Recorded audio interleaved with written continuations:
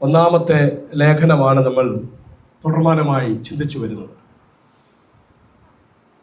ഒന്നാം അധ്യായത്തിലെ വിഷയം എന്തായിരുന്നു? ദൈവത്തിൻ്റെ വിളിയെക്കുറിച്ച് നമ്മൾ അറിവുള്ളവരാകണം. രണ്ടാമത്തെ അധ്യായത്തിൽ നമ്മൾ ചിന്തിച്ചു ദൈവിക സന്ദേശത്തെക്കുറിച്ച് നമ്മൾ ബോധവാന്മാരാകണം, അറിവുള്ളവരാകണം. മൂന്നാം അധ്യായത്തിൽ നമ്മൾ മനസ്സിലാക്കി ദൈവ സഭ പണിയുന്നത് എങ്ങനെയെന്ന് നമ്മൾ മനസ്സിലാക്കണം. നാലാം അധ്യായത്തിൽ നമ്മൾ മനസ്സിലാക്കി ക്രിസ്തീയ ശുശ്രൂഷകന്മാർ അല്ലെങ്കിൽ ക്രിസ്തീയ ശുശ്രൂഷകൾ എങ്ങനെയാണ്, ഏത് വിധമാണ് നിർവഹിക്കപ്പെടുന്നത്. ഇനി 5ഉം 6ഉം അധ്യായങ്ങളിൽ പൗലോസ് അപ്പോസ്തലൻ കൊരിന്ത്യ സഭയിലൂടെ പറഞ്ഞു തരുന്നു ക്രിസ്തുവിൻ്റെ സഭയ്ക്ക് അച്ചടക്കമുണ്ട്, ക്രിസ്തുവിൻ്റെ സഭയ്ക്ക് ഒരു ഡിസിപ്ലിൻ ഉണ്ട്. ആ ഡിസിപ്ലിൻ വിട്ട് പുറത്തു പോകാൻ ദൈവം ആരെയും അനുവദിക്കുന്നില്ല. അച്ചടക്കത്തിൽ മുന്നോട്ട് പോകാൻ കഴിയാത്ത ഒരു വ്യക്തിക്ക് ഒരു സഭാംഗമായി തുടരാൻ കഴിയില്ല എന്നതിൻ്റെ തിരിച്ചറിവാണ് 5ാം അധ്യായത്തിൽ ആരംഭം മുതൽ പൗലോസ് അപ്പോസ്തലൻ നൽകുന്നത്. 5ാം അധ്യായം 1-ാമത്തെ വാക്യത്തിൽ ഇങ്ങനെയാണ് വായിക്കുന്നത്: നിങ്ങളുടെ ഇടയിൽ ദുർനടപ്പ് ഉണ്ടെന്ന് കേൾക്കുന്നു. ഒരുത്തൻ തൻ്റെ അപ്പൻ്റെ ഭാര്യയെ വെച്ചു കൊള്ളുന്നുപോൽ അത് ജാതികളിൽ പോലും ഇല്ലാത്ത ദുർനടപ്പ് തന്നെ. നമുക്കറിയാം, ഞാൻ കഴിഞ്ഞ ആഴ്ചയിലും പറഞ്ഞിരുന്നു, ഇത് നമ്മെ സംബന്ധിച്ചിടത്തോളം ഇതൊരു വലിയ ഒരു പ്രശ്നമല്ല, അല്ലെങ്കിൽ ഇതൊരു വലിയ ഭീകര പ്രശ്നമായിട്ട് നമുക്ക് തോന്നാം. കൊരിന്ത്യ സഭ സ്ഥാപിതമായത് ഏത് മേഖലയിലാണെന്ന് നമ്മൾ ആരംഭത്തിൽ തന്നെ ചിന്തിച്ചു. അവിടെ ഉണ്ടായിരുന്ന ജനവിഭാഗങ്ങളുടെ അവസ്ഥ എന്താണ്? മ്ലേച്ഛൻ എന്ന് പറയുന്നതിന് പര്യായമായിട്ടായിരുന്നു കൊരിന്ത്യൻ അല്ലെങ്കിൽ കൊരിന്തിലെ വ്യക്തികളെ അങ്ങനെയായിരുന്നു പറഞ്ഞിരുന്നത്. അത്രത്തോളം നികൃഷ്ടരായി ജീവിച്ചവർ, അത്രത്തോളം ദുർമാർഗ ജീവിതം നയിച്ചവർ. അവിടെ ഉണ്ടായിരുന്ന ഒരു ക്ഷേത്രത്തിൽ 1000 ദേവദാസികൾ ഉണ്ടായിരുന്നു. അക്ഷരാർത്ഥത്തിൽ പറഞ്ഞാൽ 1000 അഭിസാരികകൾ തിങ്ങിപ്പാർത്ത പട്ടണം. അങ്ങനെയെങ്കിൽ ആ പട്ടണം ഏത് അവസ്ഥയിലാണ് ആയിരിക്കുക എന്ന് നമുക്ക് ഊഹിക്കാവുന്നതേ ഉള്ളൂ.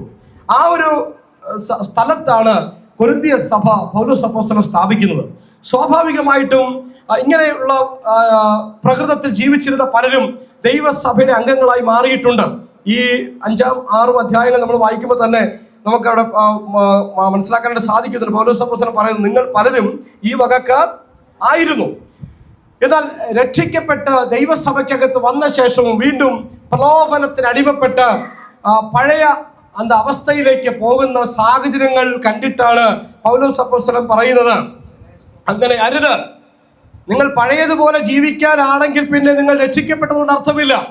പഴയ ജീവിതശൈലി വീണ്ടും എടുത്തുകൊണ്ട് ആ നിലയിൽ പോകാനാണെങ്കിൽ, കൃപയുടെ പേര് പറഞ്ഞ് ആ നിലകളിലേക്ക് നിങ്ങൾ ജീവിക്കാനാണെങ്കിൽ നിങ്ങൾക്കൊരിക്കലും സഭയുടെ അംഗമായി തുടരാൻ സാധ്യമല്ല എന്ന് പറഞ്ഞുകൊണ്ട് താൻ പൗലോസ് അപ്പോസ്തലൻ പറയുന്നുകൊണ്ട്, ഈ ദുഷ്കർമ്മം ചെയ്തവനെ നിങ്ങളുടെ ഇടയിൽ നിന്ന് നീക്കുവാൻ തക്കവണ്ണം നിങ്ങൾ ദുഃഖിച്ചിട്ടില്ല. അപ്പോൾ ഒരു വ്യക്തി ഒരു തെറ്റ് ചെയ്തു, അത് അങ്ങനെ അങ്ങ് പോട്ടെ എന്ന് പറഞ്ഞ് അനുവദിച്ചു കൊടുത്താൽ അത് ദൈവസഭയ്ക്ക് ഭൂഷണമല്ല എന്ന് പൗലോസ് അപ്പോസ്തലൻ സഭയെ ഓർമ്മിപ്പിച്ചുണർത്തുകയാണ്. ഇത്രയും ഭീകരമായ നികൃഷ്ടമായ ഒരു തെറ്റും ചെയ്തുകൊണ്ട് ഒരാൾ സഭയ്ക്കകത്ത് ഒരു കൂസലും കൂടാതെ അങ്ങ് മുന്നോട്ട് പോവുകയാണ്. അപ്പൻ്റെ 2ാം ഭാര്യ ആയിരിക്കാം, അന്ന് ബഹുഭാര്യാത്വമൊക്കെ നിലനിൽക്കുന്ന കാലമാണ്. ഒരുപക്ഷെ അമ്മ മരിച്ചു പോയിട്ട് അപ്പൻ വേറെ വിവാഹം കഴിച്ചതായിരിക്കാം.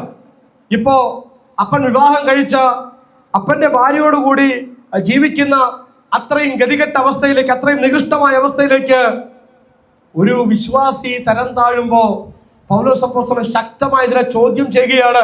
അങ്ങനെ ഒരുത്തനെ വെച്ചുകൊണ്ടാണോ നിങ്ങൾ പ്രാർത്ഥന നടത്തുന്നത്? അങ്ങനെ ഒരുത്തനെയും കൂട്ടിക്കൊണ്ടാണോ നിങ്ങൾ നിങ്ങളുടെ ആത്മീയ ജീവിതം മുന്നോട്ട് കൊണ്ടുപോകുന്നത്? എന്ത് സംഭവിക്കും? അതിന്റെ പണ്ഡിതപോലെ പറയുകയാണ്. മുമ്പോട്ട് വായിക്കുമ്പോൾ 6-ാമത്തെ വാക്യം,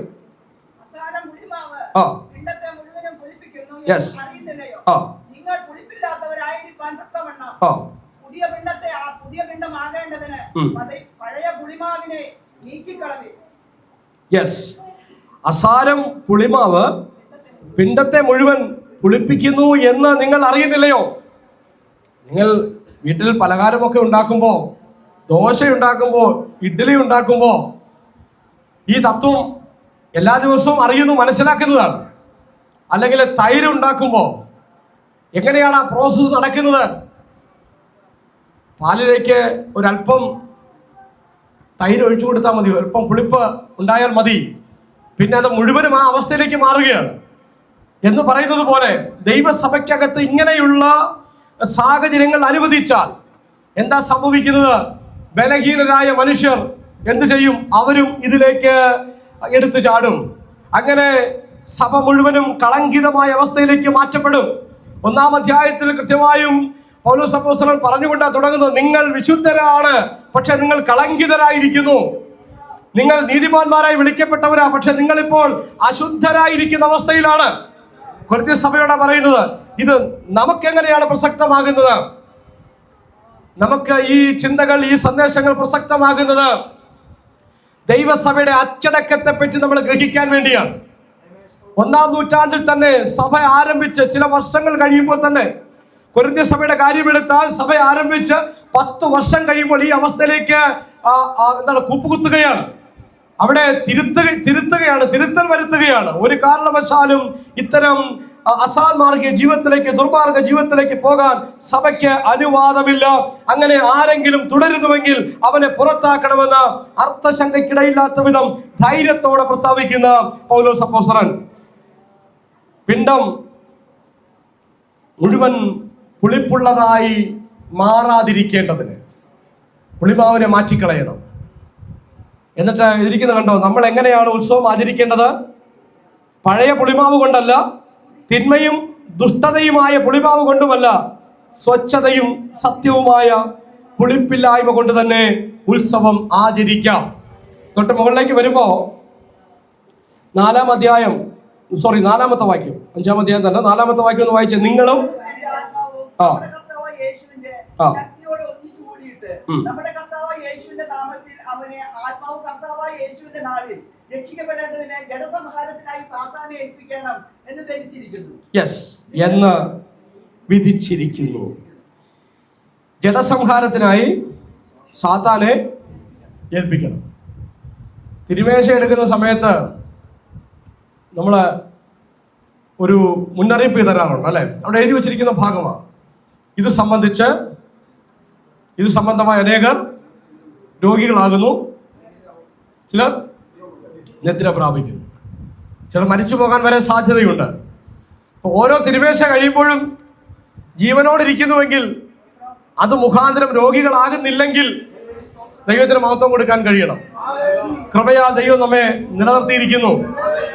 അപ്പോൾ തന്നെ നമുക്ക് ചാരിതാർത്ഥ്യത്തോടു കൂടി പറയാനും കൂടി ഒരു സാവകാശം കർത്താവ് തരികയാണ്. കർത്താവ് ആഗ്രഹിച്ച ഏതാണ്ട് ഒരു ഡിസിപ്ലിൻ നമ്മൾ മുമ്പോട്ട് പോകുന്നുണ്ട് അല്ലെ? അപ്പോ തിരുമേശ എന്ന് പറയുന്നത് ഒരു മുന്നറിയിപ്പായിട്ട്, വാണിംഗ് ആയിട്ട് നമ്മുടെ മുമ്പിൽ തന്നിരിക്കുക. തോന്നിയാസം പോലെ സഭയ്ക്ക് മുമ്പോട്ട് പോകാൻ പറ്റത്തില്ല, അവിടെ ഇഷ്ടാനുസരണം ജീവിക്കാൻ പറ്റത്തില്ല. സഭയ്ക്ക് ഒരു ഡിസിപ്ലിൻ ഉണ്ട്, ലോകക്കാരെ പോലെ ജീവിക്കാൻ പറ്റത്തില്ല. ആ ഡിസിപ്ലിൻ പോകുന്നോ ഇല്ലയോ എന്നുള്ള ഒരു തെളിവെടുപ്പും കൂടിയാണ് തിരുമേശ എന്ന് നമ്മൾ തിരിച്ചറിയുകയാണ്. ചില സന്ദർഭങ്ങളിൽ ദൈവം അല്പം കൃപ നീട്ടി കാണിക്കും അല്ലെ? ശരിയാകുമോ എന്നറിയാൻ, ദൈവഗീത പ്രകാരം മുന്നോട്ട് പോകുമോ എന്നറിയാൻ ചിലപ്പോൾ ദൈവം ചില പരിഗണനകൾ തരാറുണ്ട്. അത് ചൂഷണം ചെയ്യരുതെന്ന് ദൈവത്തിന്റെ വചനം ശക്തമായി മുന്നറിയിപ്പ് നൽകുന്നു. റോമലേഖനം 6-ാം അധ്യായത്തിൽ നമ്മൾ വായിക്കുന്നു, കൃപ പെരുകിയത് കൊണ്ട് പാപം ചെയ്തുകൊണ്ടിരിക്കുക എന്നോ ഒരു നാൾ വരുത്. കൃപയ്ക്ക് ദഹിപ്പിച്ച് കളയാൻ പറ്റാത്ത ഒരു പാപവുമില്ല. വിശുദ്ധ ബൈബിൾ ലോകത്തോട് ചോദിക്കുന്ന ചോദ്യം ഇങ്ങനെയാണ്: എനിക്ക് ക്ഷമിക്കാൻ കഴിയാത്ത പാപം നിങ്ങൾക്ക് ചെയ്യാൻ കഴിയുമോ എന്ന് പറഞ്ഞാൽ യേശുവിനെ പരസ്യമായി നിർത്തിയിരിക്കുകയാണ് സകല മനുഷ്യരുടെയും പാപത്തിന്റെ പരിഹാരത്തിന് വേണ്ടി. അതുകൊണ്ട് ഒരു വ്യക്തിയും പറയരുത് എന്റെ പാപം ആ ശിക്ഷ കൊണ്ട് മോചിക്കപ്പെടത്തില്ല, എന്റെ പാപം മോചിക്കാൻ, എന്നെ വിടുവിക്കാൻ, എന്റെ ഈ നികൃഷ്ടമായ പാപ അവസ്ഥയിൽ നിന്ന് എന്നെ ഉദ്ധരിക്കാൻ ഈ ലോകത്തിൽ ഒരു ശക്തിക്കും കഴിയില്ല എന്ന് മനുഷ്യൻ പറയാതിരിക്കേണ്ടതിന് മനുഷ്യരോട് ദൈവം ചോദിക്കുന്നു, നിന്റെ പാപം എത്ര കടും ചുവപ്പായിരുന്നാലും അതിനെ ഹിമം പോലെ വെളുപ്പിക്കും, അത് രക്താംബരം പോലെ ചുവപ്പായിരുന്നാലും അത് പഞ്ഞു പോലെ വെളുക്കും. യേശുവിന്റെ രക്തം സകല പാപവും പോക്കി നിങ്ങളെ ശുദ്ധീകരിക്കുന്നു. യേശുവിന്റെ രക്തത്തിന് പരിഹരിക്കാൻ പറ്റാത്ത, യേശുവിന്റെ രക്തത്തിന് ശുദ്ധീകരിക്കാൻ പറ്റാത്ത ഒരു പാപവുമില്ല. അതാണ് ദൈവത്തിന്റെ കൃപയുടെ മഹത്വം എന്ന് പറയുന്നത്. ദൈവത്തിന്റെ കൃപയുടെ വലിപ്പം അത്രമേൽ ശ്രേഷ്ഠമാണ് എന്ന് പറഞ്ഞുകൊണ്ട് പാപത്തിലങ്ങ് തുടർന്ന് ജീവിക്കാമെന്നാണോ പൗലോസ് അപ്പോസ്തലൻ പറയുന്നു? ഏത് പാപത്തെയും കത്തിച്ചു കളയാൻ കൃപ പര്യാപ്തമാണ്. ഏത് പാപത്തെയും മാറ്റിക്കളഞ്ഞ് നിങ്ങളെ ശുദ്ധീകരിക്കാൻ യേശുവിന്റെ രക്തത്തിന് സാധിക്കും. പക്ഷേ ഒരിക്കൽ ഈ സത്യം അറിഞ്ഞ് ക്രിസ്തുവിനെ സ്വീകരിച്ച് രക്ഷകനും ദൈവവുമായി അംഗീകരിച്ച് ദൈവസഭയ്ക്കകത്തേക്ക് പ്രവേശിച്ചു കഴിഞ്ഞാൽ പിന്നെ ആ പാപത്തിൽ തുടരാൻ അനുവാദമില്ല. സത്യത്തിന്റെ പരിജ്ഞാനം ലഭിച്ച ശേഷം വീണ്ടും പാപം ചെയ്താൽ പാപങ്ങൾക്ക് വേണ്ടി ഇനി ഒരു യാഗവും ശേഷിക്കുന്നില്ല. പിന്നെ എന്ത് മാത്രമാണ് അവശേഷിക്കുന്നത്? ശിക്ഷാവിധിയാണ്. ശിക്ഷാവിധിയാണ്. അവൻ ഇനിയും തന്റെ ജനത്തെ തനിക്ക് വേണ്ടി കാത്തിരിക്കുന്നവരെ ചേർക്കാൻ പാപം കൂടാതെ പ്രത്യക്ഷനാകും എന്ന് നമ്മൾ വായിക്കുന്നു. ഒരിക്കൽ അവൻ നമ്മുടെ പാപം മുഴുവനും തന്റെ ശരീരത്തിൽ ഏറ്റുകൊണ്ട് മരിക്കാൻ വേണ്ടിയാണ് വന്നതെങ്കിൽ, അങ്ങനെ ഒരു മരണം വരിച്ച് ഉയർത്തെഴുന്നേറ്റ് സ്വർഗ്ഗാരോഹണം ചെയ്തെങ്കിൽ, ഇനിയും യേശു ഈ ലോകത്തിലേക്ക് കടന്നു വരുന്നത് നമ്മുടെ പാപം തന്റെ തോളിൽ വഹിക്കാനല്ല, പാപത്തെ ന്യായം വിധിക്കാനാണ്, പാപികളെ ന്യായം വിധിക്കാനാണ്, ശിക്ഷ വിധിക്കാനാണ്. ന്യായാധിപനായിട്ട് കർത്താവ് ഈ ലോകത്തിൽ വരാൻ പോകുന്നത്. അതുകൊണ്ട് തന്നെ സഭയ്ക്ക് രക്ഷിക്കപ്പെട്ടവർക്ക് ഏതെങ്കിലും വിധത്തിലുള്ള പാപത്തിൽ തുടരാൻ അനുവാദമില്ല. സഭയ്ക്കകത്തൊരു അച്ചടക്കമുണ്ട്, ഇതിനകത്തൊരു ഡിസിപ്ലിൻ ഉണ്ട്. അത് വിട്ട് പിന്മാറുന്നവൻ സഭയ്ക്ക് പുറത്താണ് എന്ന തിരിച്ചറിവ് പൗലോസ് അപ്പോസ്തലൻ വളരെ ശക്തമായി ഭയാശങ്ക കൂടാതെ നൽകുകയാണ്. ഇവിടെ വായിക്കുന്നത്, ഈ ദുഷ്കർമ്മം ചെയ്തവനെ കുറിച്ച് നിങ്ങളും എൻ്റെ ആത്മാവും നമ്മുടെ കർത്താവായ യേശുവിന്റെ ശക്തിയോടെ ഒന്നിച്ചു കൂടിയിട്ട് നമ്മുടെ കർത്താവായ യേശുവിന്റെ നാമത്തിൽ അവനെ ആത്മാവ് കർത്താവായ യേശുവിന്റെ നാളിൽ രക്ഷിക്കപ്പെടേണ്ടതിന് ജഡസംഹാരത്തിനായി സാത്താനെ ഏൽപ്പിക്കണമെന്ന് വിധിച്ചിരിക്കുന്നു എന്ന് പറഞ്ഞാൽ, അവനെ സഭയ്ക്ക് പുറത്താക്കുക എന്ന് പറഞ്ഞാൽ എന്നേക്കുമായിട്ട് പുറത്താക്കുകയല്ല, അവന് രക്ഷപ്പെടാനുള്ള സാധ്യത കൊടുക്കുകയാണ്. സഭയുടെ പ്രാർത്ഥന പിൻവലിക്കുകയാണ്, സഭയുടെ സഹകരണം പിൻവലിക്കുകയാണ്, സഭയുടെ സപ്പോർട്ട് പിൻവലിക്കുകയാണ്. അവനെ സഭയ്ക്ക് പുറത്തേക്ക് വിടുകയാണ്. ഇന്ന് വരെ കൊടുത്തുകൊണ്ടിരുന്ന ആ പ്രാർത്ഥനയുടെ സപ്പോർട്ടും ആ സഹകരണം പിൻവലിച്ചുകൊണ്ട് സഭയ്ക്ക് പുറത്തേക്ക് അവനെ വിടുന്നത് എന്തിനു വേണ്ടിയാ? ജഡസംഹാരത്തിന് വേണ്ടി ഏൽപ്പിക്കുന്നു. അത് പാപബോധമുണ്ടായിട്ട് വീണ്ടും പിന്മാറ്റവസ്ഥയിൽ നിന്ന് അവൻ മടങ്ങി വരാൻ വേണ്ടി പുറത്തേക്ക് അവനെ അയക്കണമെന്ന് പറഞ്ഞുകൊണ്ട് പൗലോസ് അപ്പോസ്തലൻ ഒരു വിധി പ്രസ്താവം അവിടെ നടത്തുകയാണ്. ചില സന്ദർഭങ്ങളിൽ ഇന്നത്തെ സഭകളിലും എവിടെയെങ്കിലുമൊക്കെ അപൂർവമായി ഇങ്ങനെയുള്ള നടപടികൾ സ്വീകരിക്കേണ്ടി വന്നേക്കാം. അതെന്തിനു വേണ്ടിയാണ്? സഭയുടെ നന്മയ്ക്ക് വേണ്ടിയാണ്, സഭയുടെ കെട്ടുറപ്പിന് വേണ്ടിയാണ്. അസാരം പുളിമാവ് കൊണ്ട് സഭ മുഴുവനും പിണ്ഡം മുഴുവനും പുളിച്ചു പോകാതിരിക്കാൻ, മൊത്തത്തിൽ സഭ നശിച്ചു പോകാതിരിക്കാൻ ദൈവത്തിന്റെ കൃത്യമായ ഇടപെടലായിട്ട് വേണം നമ്മൾ അതിനെ മനസ്സിലാക്കാൻ. മുമ്പോട്ട് നമ്മൾ വായിക്കുന്നു 9-ാമത്തെ വാക്യം, 9 മുതൽ താഴോട്ട്.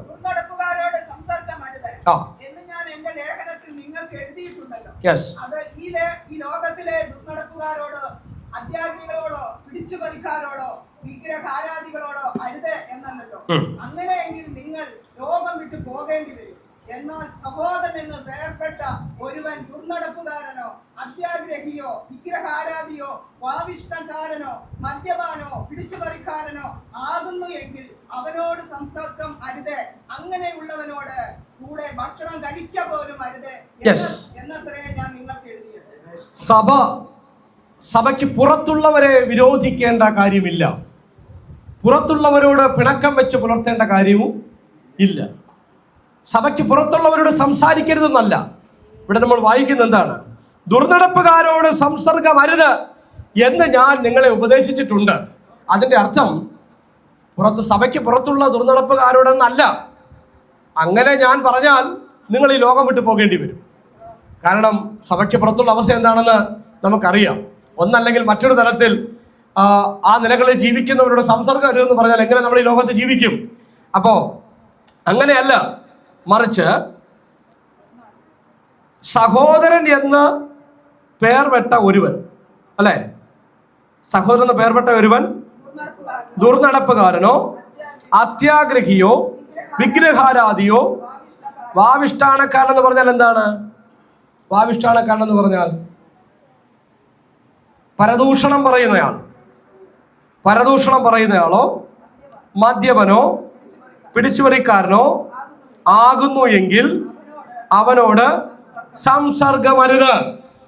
എന്ന് പറഞ്ഞാൽ സഭാംഗം എന്ന നിലയിൽ അഭിമാനിക്കുന്ന ഒരാൾ, രക്ഷിക്കപ്പെട്ടവനെന്ന് സ്വയം പ്രഖ്യാപിക്കുന്ന ഒരാൾ ഈ പറയുന്ന ഗണത്തിൽ പെടുന്നു എങ്കിൽ അവനോട് സംസർഗമരുത്. അടുത്ത വാക്യം കണ്ടോ? അങ്ങനെയുള്ളവരോട് ഭക്ഷണം കഴിക്ക പോലും അരുത് എന്നത്രേ ഞാൻ നിങ്ങൾക്ക് എഴുതിയത്. ആ എഴുത്ത് നമുക്ക് കിട്ടിയില്ല, കൊരിന്ത്യർ സഭയ്ക്ക് കിട്ടി, നമുക്ക് കിട്ടിയില്ല. അപ്പോ പൗലോസ് സഹോദരനോട് പറയാം, ഞാൻ നിങ്ങൾക്ക് നേരത്തെ എഴുതിയിട്ടുണ്ടായിരുന്നു. ദുർനടപ്പുകാരുടെ സംസർഗം അരുതെന്ന് പറഞ്ഞാൽ ലോകത്തുള്ളവരോടല്ല, സഭയ്ക്കകത്ത് ഈ വക പ്രവർത്തിക്കുന്ന ആളുകൾ ഉണ്ടെങ്കിൽ അവരുമായി സംസർഗം അരുത്. അങ്ങനെയുള്ള ഒരു ഭക്ഷണം കഴിക്ക പോലും അരുത്. 12ാം വാക്യം, പുറത്തുള്ളവരെ വിധിപ്പാൻ എനിക്കെന്ത് കാര്യം? നിങ്ങൾ അകത്തുള്ളവരെ അല്ലയോ വിധിക്കുന്നത്? പുറത്തുള്ളവരെ ദൈവം വിധിക്കുന്നു, പുറത്തുള്ളവരെ ദൈവം വിധിക്കുന്നു. ഇവിടെ നോക്കിക്കേ, തുടക്കത്തിൽ തന്നെ പൗലോസ് അപ്പോസ്തലൻ പറയുന്ന ഭാഗങ്ങൾ, ഒന്ന് സഭയെ പരിഗണിക്കണമെന്നാണ് ആദ്യം പറയുന്നത്. സഭയെ പരിഗണിക്കണം. എങ്ങനെയും മുമ്പോട്ട് പോകാൻ സഭയ്ക്ക് പറ്റത്തില്ല. ഇത് ക്രിസ്തുവിന്റെ രക്തത്തിന്റെ വിലയാണ്. ദൈവത്തിന്റെ നിത്യ പദ്ധതിയാണ് സഭ. ദൈവത്തിന്റെ അനാദി നിർണയമാണ് സഭ. ലോക സ്ഥാപനത്തിന് മുൻപേ ദൈവം ക്രിസ്തുവിൽ തിരഞ്ഞെടുത്തതാണ് സഭ. ആ സഭയെ പരിഗണിക്കണം. അപ്പോൾ ഒരാളെ നിമിത്തം, ഒരാളുടെ ദുർനടപ്പ് മൂലം സഭ നശിക്കാൻ പാടില്ല, സഭ ഇല്ലാതായി തീരാൻ പാടില്ല, സഭയുടെ സാക്ഷ്യം നഷ്ടപ്പെടാൻ പാടില്ല. സഭയെ പരിഗണിക്കണം. അതിനെന്ത് ചെയ്യണം? പാപത്തെ വിധിക്കണം. പാപത്തെ വിധിക്കണം. പാപത്തെ വിധിക്കാൻ ഞാനാരാ എന്ന് ചോദിക്കുന്ന വിശ്വാസികളോട് പൗലോസ് അപ്പോസ്തലൻ പറയുന്നു, നിങ്ങൾ ദൂതന്മാരെ പോലും വിധിക്കേണ്ടവരെന്ന് നിങ്ങൾ അറിയുന്നില്ലയോ? അപ്പൊ ദൂതന്മാരെ പോലും വിധിക്കാൻ തക്കവണ്ണം ദൂതന്മാരെ സേവകാത്മാക്കളായിട്ടാണ് രക്ഷിക്കപ്പെട്ടവർക്ക് ദൈവം തന്നിരിക്കുന്നത്. എബ്രായലേഖനത്തിൽ നമ്മൾ വായിക്കുന്നു, അവരൊക്കെയും രക്ഷ പ്രാപിപ്പാനുള്ളവരുടെ സേവകാത്മാക്കളല്ലയോ? അപ്പൊ ദൂതന്മാരെ വിധിക്കാൻ പോലും അധികാരമുള്ള സഭ, സഭയ്ക്കകത്തിരിക്കുന്ന ഒരു ദുർനടപ്പുകാരനെ വിധിക്കാൻ ന്യായമായും അധികാരമുള്ളവരാണ് എന്ന് പറയുകയാണ്. വിധിക്കണം, പാപത്തെ വിധിക്കണം. പാപത്തെ വെച്ച് പൊറുപ്പിക്കരുത്. പാപത്തോട് യാതൊരു വിധത്തിലുള്ള സന്ധിക്കും പോകാൻ സഭയ്ക്ക് സാധ്യമല്ല. സഭ ജീവിക്കുന്നത് കൃപയാലാണ്. പക്ഷേ കൃപ പെരുകിയത് കൊണ്ട് പാപത്തിൽ തുടർന്ന് പാപത്തിൽ മതിച്ച് ദൈവസഭയുടെ അന്തരീക്ഷം നഷ്ടപ്പെടുത്തി കളയുന്ന, വിശുദ്ധിയെ ഇല്ലാതാക്കി കളയുന്ന ഒരു വ്യക്തിയെ വെച്ചുകൊണ്ടിരിക്കാൻ സഭയ്ക്ക് കഴിയില്ല. സഭ വിധിക്കണം. അടുത്ത ചിന്ത, പാപത്തെ നീക്കിക്കളയണം. ആ പാപത്തെ നീക്കിക്കളയണം. ആ പാപത്തെ നീക്കിക്കളയാൻ പറ്റുന്നില്ലെങ്കിൽ അതിന് മുഖാന്തരമായ വ്യക്തിയോടുകൂടെ അതിനെ പുറത്തേക്ക് വിടണം. ജനസംഹാരത്തിനായി സാത്താനെ ഏൽപ്പിക്കണമെന്ന് പറഞ്ഞുകൊണ്ട് സഭയെ എത്രത്തോളം വിശുദ്ധമായി പരിരക്ഷിക്കാൻ ദൈവമക്കൾക്ക് ബാധ്യതയുണ്ടെന്ന് ഇതിന്റെ ആദ്യ ഭാഗത്ത് പൗലോസ് അപ്പോസ്തലൻ പറഞ്ഞു നമ്മെ ബോധ്യപ്പെടുത്തുകയാണ്. എത്രത്തോളം പാവനമായി നമ്മൾ സൂക്ഷിക്കേണ്ടതാണ് ഈ ദൈവസഭ. 3-ാം അധ്യായം നമ്മൾ ചിന്തിച്ചല്ലേ, ഈ സഭ ദൈവത്തിന്റെ ഭവനമാണ്, ദൈവത്തിന്റെ കുടുംബമായി സഭ. ഈ സഭ ദൈവത്തിന്റെ കൃഷിയാ. ഒരുമിച്ച് വളരണം, ഒരുപോലെ വളരണം. അല്ലെ, ദൂരെ ഒരാൾ നോക്കിക്കഴിഞ്ഞാൽ സമഭാവനയോടുകൂടെ, അല്ലെ, നല്ല വിളഞ്ഞ വയലുകളായി തല കുനിച്ച് ദൈവത്തിന്റെ മുമ്പിൽ ആദരവോടുകൂടെ താഴ്മയോടുകൂടി നിൽക്കുന്ന മനോഹരമായ ഫലകരമായ കൃഷിയിടം പോലെ സഭ വിശാലമായി വളരണം. അടുത്ത ഭാഗമാണ് സഭ ദൈവത്തിന്റെ ആലയമാണ്. അത് പരിശുദ്ധമാണ്. ദൈവത്തിന് ഇറങ്ങി വസിക്കാൻ കഴിയുന്ന വിധം പരിശുദ്ധമായ ആലയങ്ങളായി സഭയെ നിലനിർത്തേണ്ട ബാധ്യത ഓരോ ദൈവമക്കൾക്കുമുണ്ട്. സഭ പരിശുദ്ധമാണ്. സഭ വിശുദ്ധമായി പരിരക്ഷിക്കേണ്ട ബാധ്യതയുണ്ട്. അതുകൊണ്ടാണ് ഈ 5-6 അധ്യായങ്ങളിൽ ഈ അച്ചടക്കത്തിന്റെ സന്ദേശം തരുന്നത്. അടുത്തത് ഇവിടെ വായിച്ചല്ലോ, പുറത്തുള്ളവരെ വിധിക്കാൻ നമ്മൾ ആരാ? പുറത്തുള്ളവരെ ദൈവം വിധിക്കുന്നു. അകത്തുള്ള ഡിസിപ്ലിനറി ആക്ഷന് സഭയ്ക്ക് ദൈവം ഉത്തരവാദിത്വം നൽകുകയാണ്. 6-ാം അധ്യായത്തിലേക്ക് നമ്മൾ ഓടി വരാം പെട്ടെന്ന്. 6-ാം അധ്യായം 1 മുതൽ വായിക്കാം.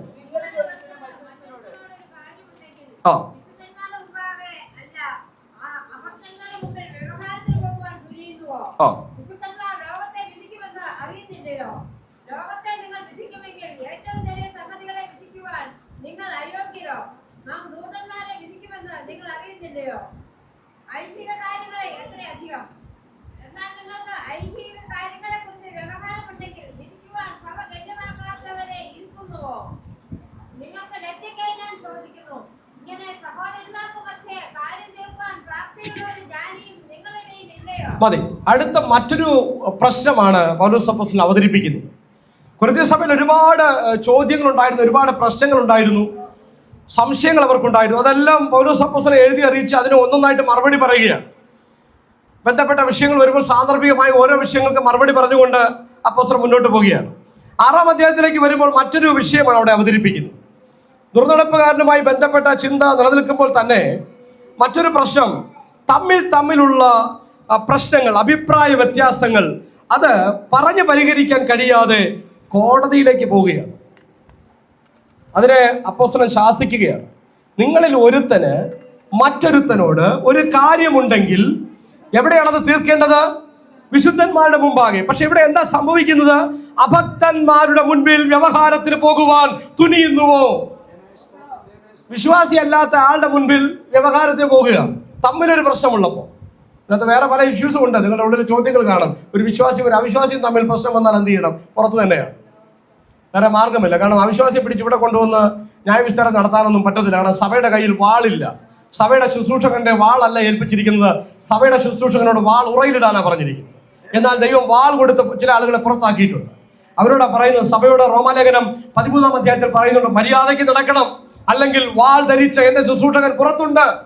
നമ്മുടെ പ്രധാനമന്ത്രി, മുഖ്യമന്ത്രിയും എക്സിക്യൂട്ടീവ്സും ഒക്കെ വാൾ ധരിച്ച ദൈവത്തിന്റെ ശുശ്രൂഷകന്മാരാണ്. അതുകൊണ്ടാണ് ദൈവമാണ് അവരെ ഓരോ കാലഘട്ടങ്ങളിൽ ആക്കി വെക്കുന്നത്, അവർക്ക് വേണ്ടി പ്രാർത്ഥിക്കണമെന്ന് പറഞ്ഞിരിക്കുന്നത് അതുകൊണ്ടാണ്. എന്നാൽ സഭ മറ്റൊരു സിസ്റ്റമാണ്. സഭയ്ക്കകത്ത് വാളെടുക്കാൻ പറ്റത്തില്ല, വാൾ ഉറയിലിടുക, അവിടെ വാൾ ധരിച്ചു നിൽക്കുക. അപ്പൊ ഇവിടെ അച്ചടക്കവും മര്യാദയും ഇവിടെ പാലിക്കുന്നതിന് നേരെ അപ്പുറത്തേക്കാണ്. വാൾ ഉറയിലിട്ടുകൊണ്ടുള്ള പരിശീലനം പറ്റുന്നില്ലെങ്കിൽ വാൾ ധരിക്കുന്ന ശുശ്രൂഷകന്റെ അടുക്കലേക്ക് ദൈവം അയക്കുകയാണ്. അതുകൊണ്ടാണ് ജനസംഹാരത്തിനെ അവരെ പുറത്തേക്ക് വിടുകയാണ്. കാരണം ഇവിടെ ഒതുക്കത്തില്ല. കഴിഞ്ഞ ആഴ്ച ഞാൻ ഉദാഹരണം പറഞ്ഞല്ലോ, ഏതോ ഒരു സഭയിൽ സംഭവിച്ചൊരു കാര്യമാണ്. തിരുമേശ എടുക്കാൻ പാടില്ല എന്ന ഒരു വ്യക്തിയോട് ഒരു നിർദ്ദേശം കൊടുത്തപ്പോൾ തിരുമേശ നടന്നു കൊടുത്തപ്പോൾ അദ്ദേഹം പറഞ്ഞു, എനിക്ക് പറ്റത്തില്ലെങ്കിൽ മറ്റാർക്കും വേണ്ടെന്ന് പറഞ്ഞ് തിരുമേശ തട്ടിക്കളഞ്ഞു. അപ്പോൾ അങ്ങനെയുള്ള പ്രകൃതക്കാർ എന്ത് ചെയ്യാൻ പറ്റും? പിടിച്ചാൽ അടങ്ങുമോ? ഇവിടെ വാളെടുക്കാൻ പറ്റത്തില്ല. അപ്പൊ അത് നേരെ പുറത്തോട്ടാണ്. അതായത് രക്ഷിക്കപ്പെട്ടു എന്ന പേരിൽ രക്ഷിക്കപ്പെടാതെ തുടരുന്ന ആളുകൾ, മാനസാന്തരപ്പെട്ടു എന്ന പേരിൽ മാനസാന്തരപ്പെടാതെ തുടരുന്ന ആളുകൾ, പാസ്റ്റർക്കോ സഭയ്ക്കോ നിയന്ത്രിക്കാൻ പറ്റാത്ത ആളുകൾ ശരിക്കും മാനസാന്തരപ്പെട്ടവരല്ല. ശുശ്രൂഷകനോ ദൈവസഭയ്ക്കോ നിയന്ത്രിക്കാൻ പറ്റാത്ത ആളുകൾ ശരിക്കും രക്ഷിക്കപ്പെട്ടവരല്ല. അപ്പോൾ അവർക്ക് വിധി നടത്തേണ്ടത് പുറത്തുള്ളവരാണ്. ഇവിടെ അപ്പോൾ നമ്മെ ബോധ്യപ്പെടുത്തുകയാണ്, പാപികളുടെ മുൻപിൽ വിശുദ്ധന്മാരുടെ സാക്ഷ്യം മോശമായി പോയി. എങ്ങനെയാ സാക്ഷ്യം മോശമായത്? നേരത്തെ 5-ാം അധ്യായം 1-ാം വാക്യത്തിൽ പറഞ്ഞത് എന്താ? ഒരുവൻ നിങ്ങളിടയിൽ,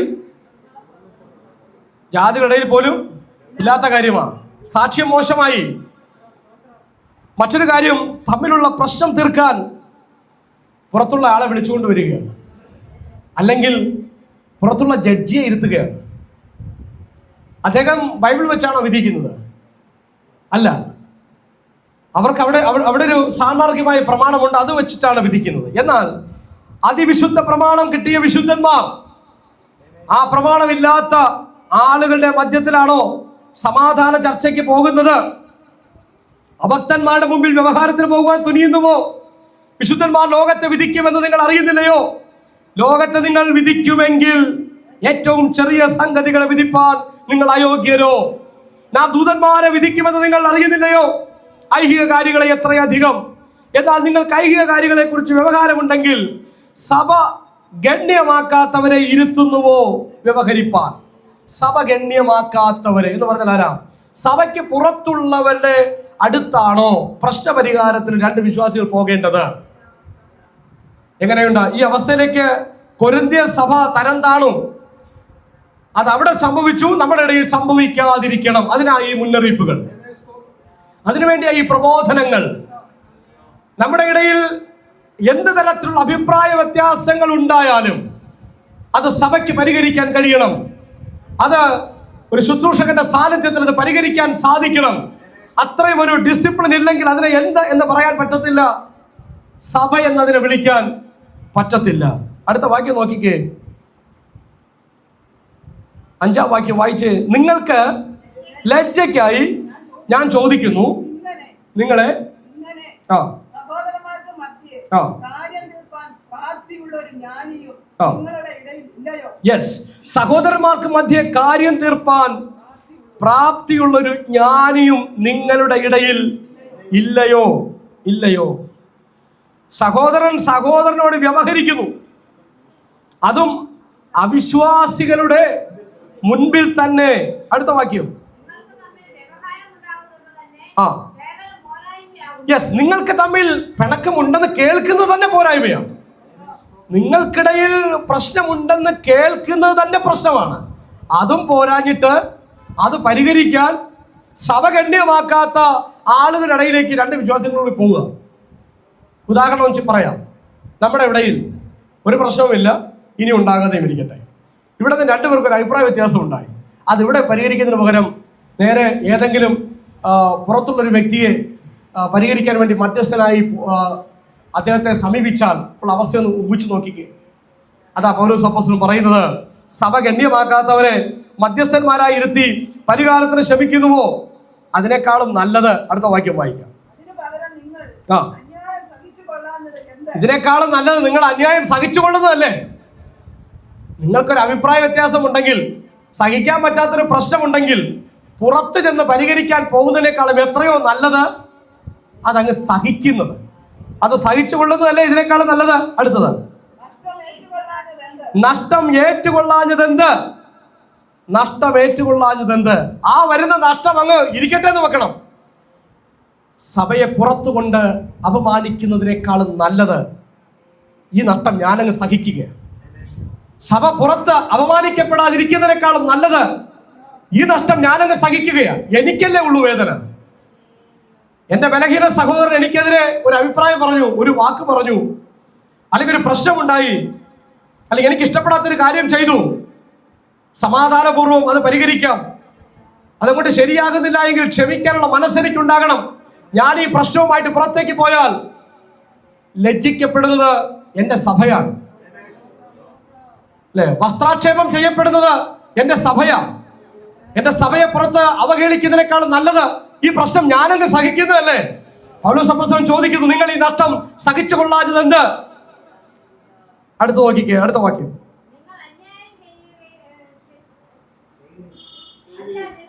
ചെയ്യുകയും നഷ്ടം വരുത്തുകയും ചെയ്യുന്നു. ആ സഹോദരന്മാർക്ക് തന്നെ യെസ് അന്യായം ചെയ്യുന്നവൻ ദൈവരാജ്യം അവകാശമാക്കുകയില്ല. യെസ്, അന്യായം ചെയ്യുന്നതും പോരാഞ്ഞിട്ട് എന്ത് ചെയ്യുന്നു? സഹോദരന്മാർക്ക് നഷ്ടവും കഷ്ടവും വരുത്തുകയും കൂടി ചെയ്യും. പ്രശ്നം ഉണ്ടാക്കിയതും പോരാ, സഭയ്ക്ക് നാണക്കേടും കൂടി ഉണ്ടാക്കുന്നു, അല്ലേ? സഹിച്ചുകൊണ്ടെങ്കിൽ പ്രശ്നമില്ലായിരുന്നു, ക്ഷമിച്ചെങ്കിൽ ഈ പ്രശ്നമില്ലായിരുന്നു, മറക്കാനും സഹിക്കാനും പൊറുക്കാനും കഴിഞ്ഞാൽ ഈ പ്രശ്നമില്ലായിരുന്നു.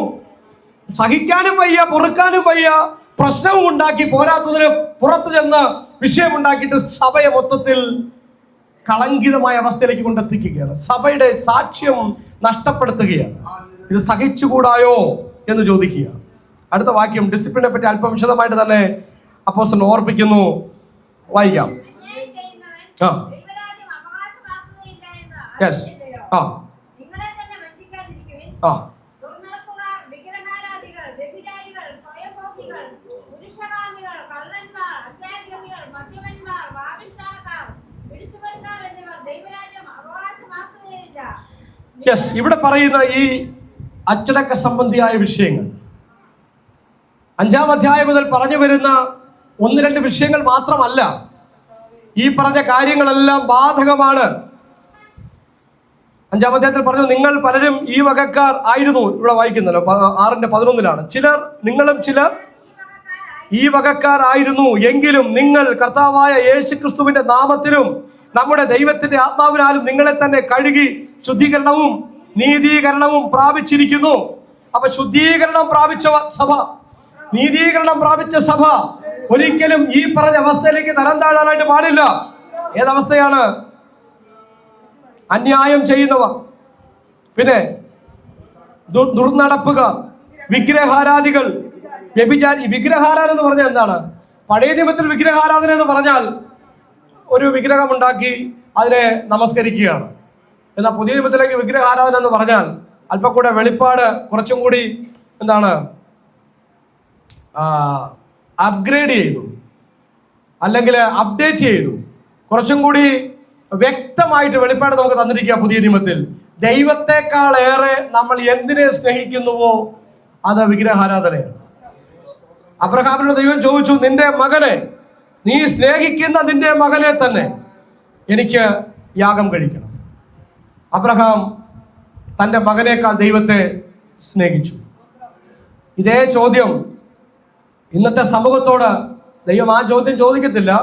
മനുഷ്യക്കുരുതി ദൈവം ഇഷ്ടപ്പെടുന്നില്ല എന്ന് പറയാൻ വേണ്ടി കൂടിയാണ് അബ്രഹാമിനെ മോറിയ ദേശത്ത് ദൈവം കൽപ്പിച്ച മലയിലേക്ക് കൊണ്ടുചെന്നത്. മനുഷ്യക്കുരുതി ചെയ്യുന്ന ഒരു കാലമായിരുന്നു ആ കാലം. ദൈവപ്രീതിക്ക് വേണ്ടി ദൈവം ഒരിക്കലും മനുഷ്യക്കുരുതി ഇഷ്ടപ്പെടുന്നില്ല, അത് തീർത്ത് പറയാൻ വേണ്ടി അവിടെ കൊണ്ടുചെന്നത്. എന്നാൽ അത്തരം ഒരു ആവശ്യം അല്ലെങ്കിൽ അതിന് സമാനമായ ആവശ്യം ദൈവം നമ്മോട് ചോദിച്ചാൽ, ദൈവത്തെ സ്നേഹിക്കുന്നത് നിമിത്തം ദൈവത്തോട് ഓക്കെ പറയാൻ നമുക്ക് സാധിക്കുമോ? ദൈവത്തെക്കാൾ മറ്റെന്തിനെങ്കിലും നമ്മൾ സ്നേഹിക്കുന്നുണ്ടോ? ഉണ്ടെങ്കിൽ അത് നമുക്ക് വിഗ്രഹമാണ്. ദൈവത്തെക്കാൾ എന്തിനെയെങ്കിലും. അതുകൊണ്ടല്ലേ കർത്താവ് പറഞ്ഞത്, മാതാവിനേക്കാൾ, പിതാവിനേക്കാൾ, ഭർത്താവിനേക്കാൾ, ഭാര്യയേക്കാൾ, മക്കളേക്കാൾ, അല്ലേ, സ്നേഹിതന്മാരേക്കാൾ, സഹോദരന്മാർ, എന്നെ സ്നേഹിക്കാത്തവൻ എനിക്കുള്ളവനല്ല. അങ്ങനെ എന്നെ സ്നേഹിക്കാത്തവൻ എന്നെ അനുഗമിക്കാൻ പറ്റത്തില്ല. അത് മാത്രമല്ല, തന്നെത്താൻ ത്യജിക്കാത്തവരും എന്നെ അനുഗമിക്കാൻ പറ്റത്തില്ല. അപ്പൊ ദൈവമായിരിക്കണം നമ്മുടെ മുമ്പിൽ ഏറ്റവും പ്രധാനം. ദൈവത്തെ ആരാധിക്കുന്നു എന്ന് പറയുമ്പോൾ ദൈവത്തെ പൂർണ്ണ ഹൃദയത്തോടെ സ്നേഹിക്കാൻ കഴിയണം. പഴയ നിയമത്തിൽ ആരാധന ഈ പേടിപ്പിച്ചുള്ളതായിരുന്നു. ഭയം കൊണ്ടായിരുന്നു ആരാധിച്ചിരുന്നത്. ആരാധിച്ചില്ലെങ്കിൽ കയ്യോ തലയോ പോയാലോ കൊന്നു കളഞ്ഞാലോ പേടിച്ചിട്ട് ആരാധിക്കുക. ഇവിടെ അതല്ല, വെളിപ്പാട് മാറി. ഇവിടെ ഭയപ്പെടുത്തിയിട്ടല്ല, ഇവിടെ സ്നേഹമാണ് പ്രദർശിപ്പിച്ചിരിക്കുന്നത്. ക്രൂശിൽ ചങ്ക് പിളർത്തി കാണിക്കുക, ഞാൻ നിങ്ങളെ ഇത്രത്തോളം സ്നേഹിച്ചു, ഞാൻ നിങ്ങളെ ഇത്രത്തോളം സ്നേഹിച്ചു. നിങ്ങൾ തിരിച്ച് ഈ സ്നേഹം തരുമോ എന്നുള്ളതാണ്, ഈ സമർപ്പണം തിരിച്ചു കൊടുക്കുമോ എന്നുള്ളതാണ്. ആ ചോദ്യത്തിന്റെ മുന്നിൽ അവിടെ കൽപ്പനയൊന്നുമില്ല, അവിടെ കൊന്നുകളെയും കീറിക്കളയും എന്നൊന്നും പറയുന്നില്ല. ഞാൻ നിങ്ങളെ ഇത്രത്തോളം സ്നേഹിച്ചു എന്ന് പറയുന്ന കർത്താവിന് ഹൃദയം കൊടുത്തു കഴിഞ്ഞാൽ അത് കൊടുത്തതായിരിക്കണം. ആ കർത്താവിനെ സ്നേഹിക്കുന്നു പറഞ്ഞാൽ അത് പറഞ്ഞതായിരിക്കണം. അതിനപ്പുറത്തേക്ക് കർത്താവിനെ വിട്ടുപോകുന്ന ഒരവസരം ജീവിതത്തിൽ വന്നാൽ, മറ്റെന്തിനെങ്കിലും സ്നേഹിച്ചാൽ, അതാണ് നമ്മുടെ മുമ്പിലെ വിഗ്രഹം. അപ്പൊ വിഗ്രഹാരാധികൾ എന്ന് പറഞ്ഞാൽ ഈ നിലയിൽ നമ്മൾ പുതിയ നിയമ ഭക്തന്മാർ ചിന്തിക്കണം. വ്യഭിചാരികൾ എന്ന് പറഞ്ഞാൽ പഴയ നിയമത്തിൽ യേശു എന്താ പറഞ്ഞത്? വ്യഭിചാരം ചെയ്യരുത് എന്ന് നിങ്ങൾ കേട്ടിട്ടുണ്ടല്ലോ, ചെയ്താലാണ് പാപം. അങ്ങനെയാ നിങ്ങൾ കേട്ടിട്ടുള്ളത്.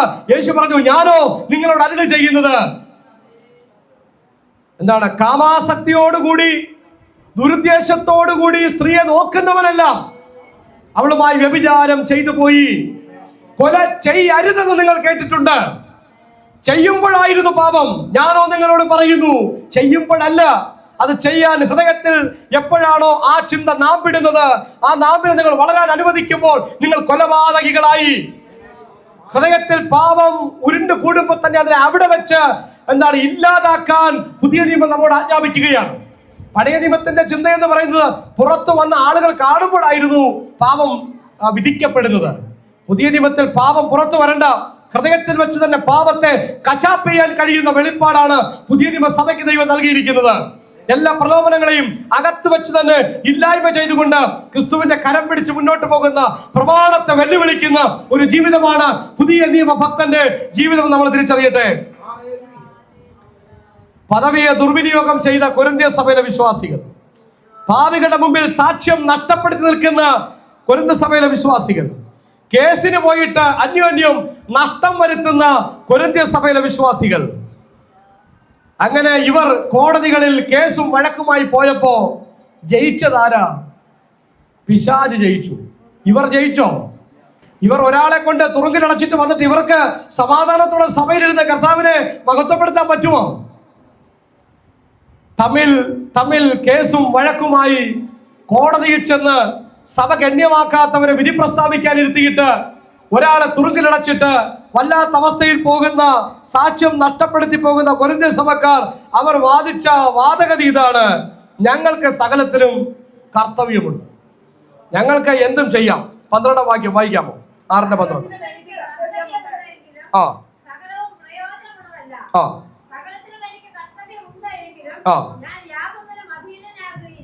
അടുത്ത വാക്യം കൂടി.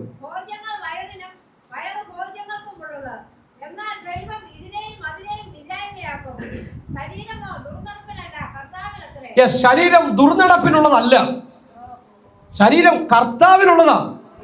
ഇത് നേരത്തെ പറഞ്ഞു വന്നിട്ടാണ് ഈ അച്ചടക്ക സംബന്ധിയായ വിഷയങ്ങളിലേക്ക് അപ്പോസ്തലൻ വരുന്നത്. നേരത്തെ പറഞ്ഞത് സഭ എന്താണ്, അല്ലെ? ശുശ്രൂഷ എന്താണ്? ശുശ്രൂഷകൻ ആരാണ്? നിങ്ങൾ ആരാണ്? നിങ്ങളുടെ വിളി എന്താണ്? നിങ്ങൾക്ക് ലഭിച്ച സന്ദേശം എന്താണ്? സഭ പണിയുന്നത് എങ്ങനെയാണ്? ഇതെല്ലാം കൃത്യമായി അടുക്കും ചിട്ടയോടും കൂടി പറഞ്ഞു വന്ന ശേഷമാണ് പറയുന്നത്, ഇനിയും പറയരുത്, എനിക്ക് എല്ലാത്തിനും സ്വാതന്ത്ര്യമുണ്ട്, ഞാൻ എന്റെ ഇഷ്ടം പോലെ നടക്കും. പൗലോസ് അപ്പോസ്തലൻ ഇതിനു മുമ്പ് എഴുതിയ ലേഖനമായിരുന്നു ഗലാത്യ ലേഖനം. അതിനകത്ത് പറഞ്ഞു, സ്വാതന്ത്ര്യത്തിനായി ക്രിസ്തു നിങ്ങളെ സ്വതന്ത്രരാക്കി. അപ്പൊ അത് കേട്ടപ്പോ ഇനി നിങ്ങളെ ആരും തുടരുത്, പിടിക്കരുത്, അവിടെ പോകരുത്, ഇവിടെ പോകരുത് എന്നൊക്കെ പറഞ്ഞ് നിങ്ങളെ ആരും വിധിക്കരുത്. നിങ്ങൾ കള്ളുഷാപ്പിന്റെ മുമ്പിൽ നിന്നാലും നിങ്ങളെ മറ്റൊരാൾക്ക് വിധിക്കാൻ പറ്റത്തില്ല. നിങ്ങൾ ഏതെങ്കിലും ഒരു സ്ഥലത്ത് നിന്നാൽ നിങ്ങൾ വിശുദ്ധനാണെങ്കിൽ മറ്റൊരാൾക്ക് നിങ്ങളെ വിധിക്കേണ്ട കാര്യമില്ല. തുടരുത്, പിടിക്കരുത് എന്ന് പറയുന്ന നിസ്സാര കാര്യങ്ങൾ കൊണ്ട് നിങ്ങളെ ആരും ഭയപ്പെടുത്തേണ്ട കാര്യമില്ല. നിങ്ങൾ ക്രിസ്തുവിൽ സ്വതന്ത്രരാണെന്ന് പറഞ്ഞ് ധൈര്യപ്പെടുത്തിയപ്പോ ഇവിടെ ചില ആളുകൾ പറഞ്ഞു, എന്നാ പിന്നെ അകത്ത് കയറിയിരുന്ന ഇച്ചിരി രണ്ട് പെഗ് അടിച്ചാൽ എന്താ കുഴപ്പം? സ്വാതന്ത്ര്യം നിങ്ങൾക്ക് കർത്താവ് തന്നു. ഇനി നിങ്ങൾ ആരെയും പേടിക്കണ്ട. നിങ്ങൾ എവിടെ നിൽക്കുന്നത് കാണുമ്പോ നിങ്ങളെ ഭയപ്പെടുത്താനോ പേടിപ്പിക്കാനോ വിശ്വാസം പറഞ്ഞും പ്രമാണം പറഞ്ഞും നിങ്ങളെ ഭീഷണിപ്പെടുത്താൻ നിങ്ങൾ നിന്നു കൊടുക്കേണ്ട കാര്യമില്ല. നിങ്ങൾ ക്രിസ്തുവിൽ സ്വതന്ത്രരാണ് എന്ന് പറഞ്ഞ് ധൈര്യപ്പെടുത്തിയപ്പോ നേരെ കടകവിരുദ്ധമായിട്ട് ചിലർ ചിന്തിക്കുന്നു, എന്നാ പിന്നെ അകത്ത് കയറുന്ന രണ്ട് പെഗടിച്ചേക്കാം. വയറ് ഭോജ്യങ്ങൾക്കാ. വയറെന്തിനു വേണ്ടിയാ? കഴിക്കാൻ വേണ്ടിയുള്ളതാ. ഭക്ഷണം എന്തിനു വേണ്ടിയുള്ളതാ? വയറിന് വേണ്ടിയുള്ളതാ.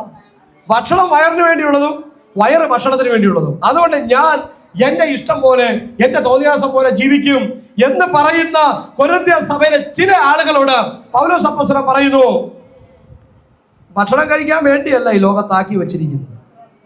ദൈവം അതിനെയും വിധിക്കും, ഇതിനെയും വിധിക്കും. രണ്ടുമില്ലായ്മയാകും. ഭക്ഷണവും തീരും, നിന്റെ വയറും തീരും, നിന്റെ ശരീരവും തീരും. ഇതെല്ലാം ഈ ഭൂമി കൊണ്ട് തീരാനുള്ളതാ. നിന്റെ ഉള്ളിലുള്ള ആത്മാവ് ഇവിടെ കൊണ്ട് തീരാനുള്ളതല്ല. ഒരിക്കലും നശിക്കാത്ത നിത്യമായി നിലനിൽക്കേണ്ട ആത്മാവിനെ സംരക്ഷിക്കേണ്ട ബാധ്യത നിനക്കുണ്ട്. ഈ ശരീരത്തിന്റെ ഇഷ്ടം പോലെ ഞാനങ്ങ് ജീവിക്കും, എനിക്ക് സ്വാതന്ത്ര്യമുണ്ട്, എന്നെ ആർക്ക് ചോദ്യം ചെയ്യാൻ കഴിയുമെന്ന് പറഞ്ഞ് നിഗളികളായി ജീവിക്കുകയല്ല വേണ്ടത്. സഭയുടെ ഡിസിപ്ലിനിലേക്ക് വരണം, സഭയുടെ അച്ചടക്കത്തിലേക്ക് വരണം. എങ്ങനെയും ജീവിക്കാനുള്ളതല്ല സഭയ്ക്ക് ദൈവം തന്നിരിക്കുന്ന ജീവിതം എന്ന് പറയുന്നത്. അതെങ്ങനെയും ജീവിക്കാൻ പറ്റത്തില്ല. അതിനൊരു ഒരു അച്ചടക്കമുണ്ട്. സകലത്തിനും എനിക്ക് കർത്തവ്യമുണ്ട്. അപ്പോസ്തലൻ പറഞ്ഞു, ശരിയാ, നിങ്ങൾക്ക് സ്വാതന്ത്ര്യമുണ്ട്, നിങ്ങൾക്ക് എല്ലാത്തിലും സ്വാതന്ത്ര്യമുണ്ട്. പക്ഷേ ഒരു കാര്യം ഓർക്കണം, എല്ലാം പ്രയോജനമുള്ളതല്ല. അത് വിവേചിക്കണം സഭ. നിങ്ങൾ പ്രമാണങ്ങളൊക്കെ വിട്ടേക്കൂ, പ്രമാണം നിങ്ങളെ ഭീഷണിപ്പെടുത്തണ്ട, ആരും നിങ്ങളെ വിമർശിക്കണ്ട. പക്ഷെ ഒരു കാര്യം ഓർക്കണം, ഞാൻ ഈ ചെയ്യുന്ന കാര്യം കൊണ്ട് എനിക്ക് പ്രയോജനമുണ്ടോ? ഇത് ആത്മീക വർധന വരുത്തുന്നുണ്ടോ? അവിടെ എഴുതിയിട്ടുണ്ടോ ആ കാര്യം? സകലത്തിനും എനിക്ക് കർത്തവ്യമുണ്ടെങ്കിലും സകലവും പ്രയോജനമുള്ളതല്ല. സകലത്തിനും എനിക്ക് കർത്തവ്യമുണ്ടെങ്കിലും ഞാൻ യാതൊന്നിനും അധീനനാകയില്ല. എനിക്ക് സ്വാതന്ത്ര്യമുണ്ടെന്ന് പറഞ്ഞ് ഞാൻ എന്തിനെങ്കിലും അടിമയാകരുത്, അല്ലെ? ഒന്നിനും അടിമയാകരുത്. ഈ മദ്യപിക്കുന്നവരുടെ അവസ്ഥ എന്താണ്? അവർ മദ്യത്തിന് അടിമകളാണ്. ഏതെങ്കിലും ദുർമാർഗ ജീവിതത്തിലൂടെ നയിക്കുന്നവരുടെ അവസ്ഥ എന്താണ്? അവർ അതിന് അടിമകളാണ്. അവർക്ക് തിരിച്ചു കയറാൻ പറ്റുന്നില്ല. കുടുംബം ആഗ്രഹിക്കുന്ന പോലെ, സമൂഹം ആഗ്രഹിക്കുന്ന പോലെ, തങ്ങൾ ആഗ്രഹിക്കുന്ന പോലെ അവർക്ക് യഥേഷ്ടം ജീവിക്കാൻ കഴിയാത്ത വിധം ദുർമാർഗ ജീവിതത്തിൽ, സാമൂഹിക തിന്മകളിൽ, മദ്യപാനത്തിൽ, പുകവലിയിൽ അല്ലെങ്കിൽ മയക്കുമരുന്നിലൊക്കെ അവർ അടിമകളായി പോവുകയാണ്. അതുകൊണ്ട് അപ്പോസ്തലൻ ഓർമ്മിപ്പിക്കുന്നത്, നിങ്ങൾ അങ്ങനെയല്ല. ക്രിസ്തുവിന് സമർപ്പിക്കപ്പെട്ട ജീവിതം, ക്രിസ്തുവിന് സമർപ്പിക്കപ്പെട്ട ശരീരം മറ്റൊന്നിനും അടിമയായി കൊടുക്കരുത്, ഏൽപ്പിച്ചു കൊടുക്കാൻ പാടില്ല. നമുക്ക് സ്വാതന്ത്ര്യമുണ്ട് എല്ലാത്തിലും, പക്ഷെ എല്ലാം പ്രയോജനമുള്ളതല്ല. അപ്പൊ സഭ തിരിച്ചറിയേണ്ടത്, ഞാൻ ചെയ്യുന്ന ഈ കാര്യം എനിക്ക് പ്രയോജനമുണ്ടോ? എന്റെ കുടുംബത്തിന് പ്രയോജനമുണ്ടോ? എന്റെ സഭയ്ക്ക് പ്രയോജനമുണ്ടോ? എനിക്ക് ആത്മീയ വർധന വരുത്തുന്നുണ്ടോ? അതാണ് ചോദിക്കേണ്ടത്. എനിക്ക് ആത്മീയ വർധന വരുത്താത്തതൊന്നും വേണ്ട. സഭ എടുക്കേണ്ട നിലപാട് ആരും നമ്മൾ ഉപദേശിക്കേണ്ട കാര്യമില്ല. നിങ്ങളുടെ ഉള്ളിലുള്ള അഭിഷേകം തന്നെ നിങ്ങളെ ഉപദേശിക്കും. എന്താ എടുക്കേണ്ട നിലപാട്? ഞാൻ ഈ ചെയ്യുന്ന കാര്യം പ്രമാണമാണോ അല്ലയോ എന്നുള്ളത് പിന്നീട് ചിന്തിക്കാം. ആദ്യം ചിന്തിക്കേണ്ടത്, ഞാൻ ഈ വിഷയത്തിൽ ഇടപെടുമ്പോ ക്രിസ്തു എന്റെ കൂടെ ഉണ്ടോ? ക്രിസ്തുവിന്റെ കൈപിടിച്ച് നടക്കുന്ന എന്റെ ജീവിതത്തിൽ ഞാൻ ഈ കാര്യത്തിൽ ഏർപ്പെടുമ്പോ ക്രിസ്തു എന്റെ കൂടെ ഉണ്ടോ? നമ്മൾ യോസഫിനെ പറ്റി വായിക്കുന്നില്ലേ?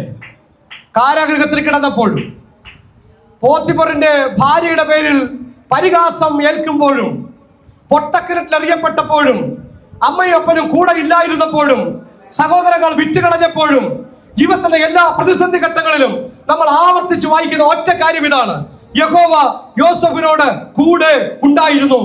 യഹോവ യോസഫിനോട് കൂടെ ഉണ്ടായിരുന്നു.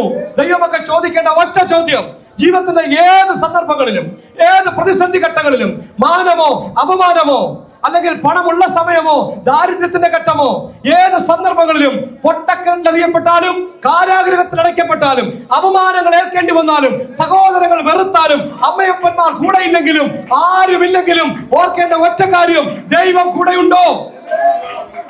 പുതിയ നിയമത്തിലെ വെളിപ്പാട്: ക്രിസ്തു കൂടെയുണ്ടോ? അവന്റെ കാൽ ചുവട് പിന്തുടരുവാൻ നല്ല മാതൃക വെച്ചു പോയി. ക്രിസ്തുവിന്റെ കരം പിടിച്ചുകൊണ്ട് അവന്റെ കാൽ ചുവട് പിൻഗമിക്കാൻ നമുക്ക് സാധിക്കുന്നുണ്ടോ? ഇല്ലെങ്കിൽ സഭയോട് പറയുന്നു, ഓടണം. എബ്രായലേഖനം 12-ാം അധ്യായത്തിൽ അല്ലേ എന്താ വായിക്കുന്നത്? സകലവിധ ഭാരവും മുറുകെ പറ്റുന്ന പാപവും വിട്ട് എന്താ എഴുതിയിരിക്കുന്നത്? ഓടണം അല്ലേ? ഓടാൻ പറയുന്നത് എന്തുകൊണ്ടാ? നടപ്പ് ശരിയാകാത്ത കൊണ്ടാ. നടപ്പ് ഒരുപാട് പുറകിലായിപ്പോയി, ഒരുപാട് ബാക്കിലായിപ്പോയി. ഇനി അവിടെ എത്തണമെങ്കിൽ ഓടണം. അതുകൊണ്ട് നമുക്ക് നടക്കാൻ ഓടേണ്ട ആവശ്യം വരത്തില്ല. നടപ്പൻ ജീവിതത്തെ കുറിക്കുന്നത്. കർത്താവിനോടൊപ്പം ശാന്തമായി നടന്നു നീങ്ങിയാൽ കർത്താവിന് നമ്മെ പിടിക്കാൻ വേണ്ടി വേറെ കാര്യങ്ങളൊന്നും കർത്താവിന് ചെയ്യേണ്ടി വരത്തില്ല. ആ ശാന്തതയോടുകൂടി നമുക്ക് സുഖമായിട്ട് കർത്താവിന്റെ കൂടെ പോകാം. ഇടയ്ക്കിടയ്ക്ക് ഒരു പിടുത്തമുണ്ടല്ലോ, ആ പിടുത്തം പിടിക്കുമ്പോൾ 21, 40, 3, 1 എന്നൊക്കെ പറയേണ്ടി വരുന്ന ഈ പിടുത്തം ഇടയ്ക്ക് പിടിക്കുമ്പോഴാണ്. അപ്പൊ എന്ത് ചെയ്യണം? ഓടേണ്ടി വരുന്നു. നടക്കുക, ദൈവത്തോട് കൂടെ നടക്കുക. എത്ര വലിയ പ്രതിസന്ധി വന്നാലും ശാന്തമായി കർത്താവിന്റെ കൂടെ നടക്കുക. ദാനിയേല് ഒരു മാറ്റവുമില്ല. 21, 40 കൂട്ടാനും കുറയ്ക്കാനും ഒന്നും പോയില്ല. ദിവസേന ഒരു കൃത്യമായ ഡിസിപ്ലിൻ ഉണ്ടായിരുന്നു, കൃത്യമായ അച്ചടക്കം ഉണ്ടായിരുന്നു. രാവിലെയും ഉച്ചയ്ക്കും വൈകുന്നേരവും ദൈവസ്ഥലത്തിൽ ഇരിക്കുമായിരുന്നു. അതിനൊരു മാറ്റവും വരുത്തിയില്ല.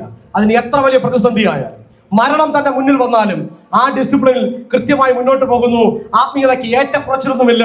രാവിലെ രാജാവ് ചെന്ന് ചോദിച്ചു, ദാനിയേലേ, നീ സ്നേഹിക്കുന്ന നിന്റെ ദൈവം നിന്നെ വിടുവിപ്പാൻ പ്രാപ്തനായോ? തിരിച്ചു കിട്ടുന്ന മറുപടി: തിരുമനസ് ദീർഘായുസോടിരിക്കട്ടെ, ഞാനിവിടെ ഉണ്ട്. ഈ സിംഹങ്ങളുടെ അടുത്ത്, ഇതിന്റെ മധ്യത്തിൽ ഞാനുണ്ട്. സിംഹങ്ങളുടെ വായടയ്ക്കാൻ കഴിയുന്ന കർത്താവ്. പ്രിയമുള്ളവരെ, കർത്താവിനോട് കൂടെ ഉണ്ടായിരുന്നാൽ മതി. അതിന് ഏത് തീച്ചൂളയാണെങ്കിലും തീച്ചൂള ഇറങ്ങുമ്പോൾ ഒരു പ്രത്യേകതയുണ്ട്. തീച്ചൂളയിൽ ഇറങ്ങുമ്പോൾ അതുവരെ നമ്മൾ കാണാത്ത കർത്താവിനെ നമ്മളും കാണും, നമ്മെ തീച്ചൂളയിൽ ഇട്ടവരും കാണും.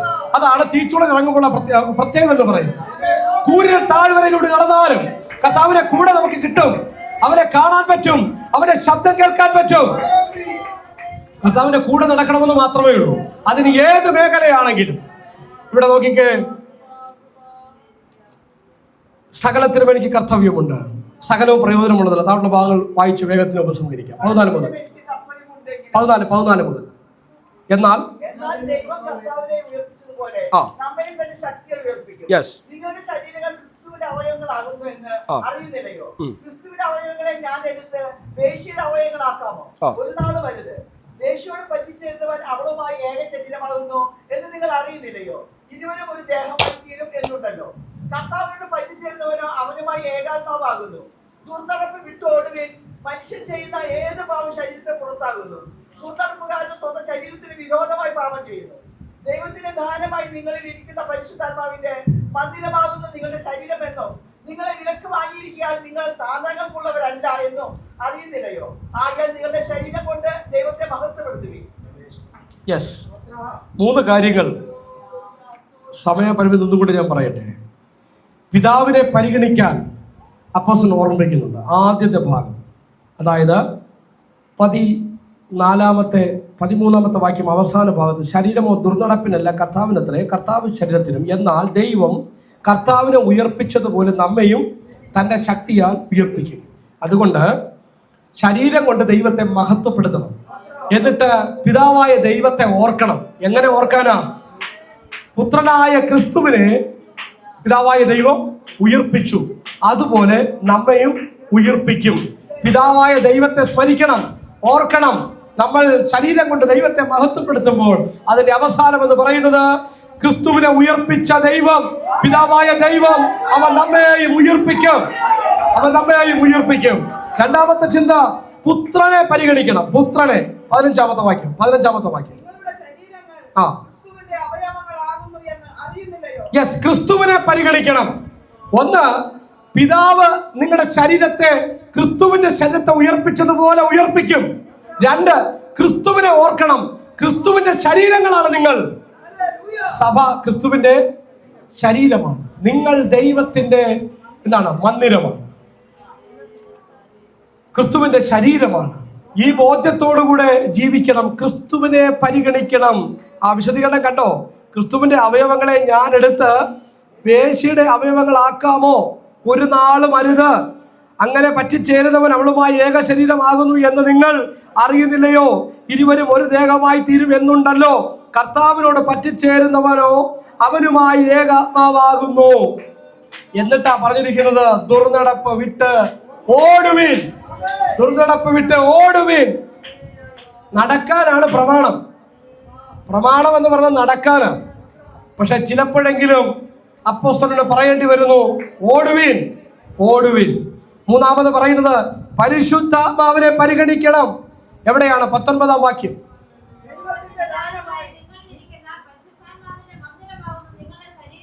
യെസ്, നിങ്ങൾ ഒന്നും കൂടി അറിയണം. പിതാവിനെ ഓർക്കണം. അവനാണ് നിങ്ങളുടെ ശരീരത്തെ ഉയർപ്പിക്കാൻ പോകുന്നത്. പുത്രനെ ഓർക്കണം. നിങ്ങൾ പുത്രന്റെ ശരീരമാണ്. പുത്രൻ ഈ ലോകത്തിൽ ഇരുന്ന് എന്താണോ ചെയ്തത് അത് ചെയ്യാൻ ഇന്ന് ക്രിസ്തുവിന്റെ ശരീരമായി ഈ ഭൂമിയിലായിരിക്കുന്ന സഭയ്ക്ക് ഇഷ്ടം പോലെ പോകാൻ പറ്റത്തില്ല. സ്വാതന്ത്ര്യമുണ്ടെന്ന് പറഞ്ഞ് എങ്ങനെയും ജീവിക്കാൻ പറ്റത്തില്ല. ക്രിസ്തു ജീവിച്ചതുപോലെ ജീവിക്കണം. എന്നാൽ മാത്രമേ ഉയർത്തെഴുന്നേൽപ്പിക്കപ്പെടത്തുള്ളൂ. ക്രിസ്തുവിനെ ഓർക്കണം. നാം അവന്റെ ശരീരമാണ്. 3, പരിശുദ്ധാത്മാവിനെ ഓർക്കണം. നിങ്ങൾ പരിശുദ്ധാത്മാവിന്റെ മന്ദിരമാകുന്നു എന്നോർക്കണം. നിങ്ങൾ വിലയ്ക്ക് വാങ്ങപ്പെട്ടിരിക്കുന്നു എന്നോർക്കണം. നിങ്ങൾ ഇനി താന്താങ്ങൾക്കുള്ളവരല്ല എന്നോർക്കണം. നാം ഇനി നമുക്കുള്ളവരല്ല.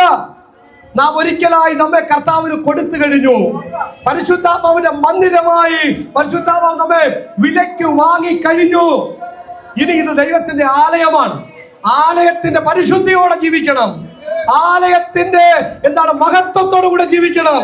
ദൈവം ജീവിക്കുന്ന ആലയം എങ്ങനെയാണോ അങ്ങനെ ജീവിക്കണം. ഇതിനെ അങ്ങനെ പരിരക്ഷിക്കാൻ നമ്മൾ ബാധ്യസ്ഥരാണ്.